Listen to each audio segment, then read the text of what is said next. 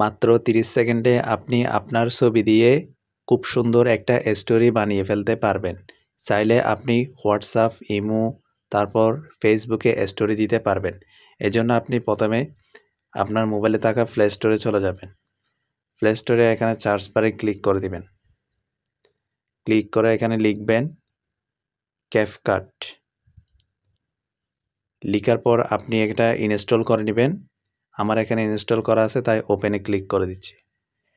এরপর আপনি এখানে অ্যালাউ চাইলে অ্যালাউ দিয়ে দিবেন। এরপর আপনি এখান থেকে ঈদ মোবারক এই পোস্টটা দেখতে পাচ্ছেন। যে পোস্টটা দেখতে পাচ্ছেন এই পোস্টটা দিয়ে আমি একটা ভিডিও বানিয়ে ফেলবো। তাই জন্য আপনি এই পোস্টটাতে ক্লিক করবেন। এরকম পোস্ট বানানোর জন্য আপনি নিচে এখানে ইউজ টেমপ্লেট এই অপশনটাতে ক্লিক করে দিবেন। এই অপশনটাতে ক্লিক করার পর আপনি আপনার মোবাইলের এখান থেকে একটা ছবি সিলেক্ট করে দিবেন।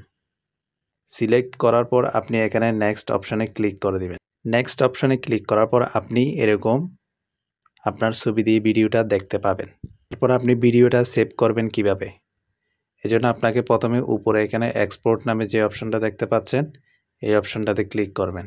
এই অপশনটাতে ক্লিক করার পর আপনি এখানে উপরে দেখতে পারবেন ক্রস নামে যে আইকন রয়েছে এই আইকনটাতে ক্লিক করবেন। এরপর আপনি নিচে দেখতে পাবেন এখানে এক্সপোর্ট নামে যে অপশন রয়েছে এই অপশনটাতে ক্লিক করবেন। একটু ওয়েট করবেন, আপনার ভিডিওটা কিন্তু তৈরি হয়ে যাচ্ছে।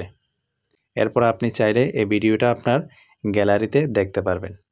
আমি এখন যে ভিডিওটা তৈরি করছি এটা আপনি গ্যালারিতে দেখতে পাবেন। যে দেখতে পাচ্ছেন ভিডিওটা ওপেন হয়েছে।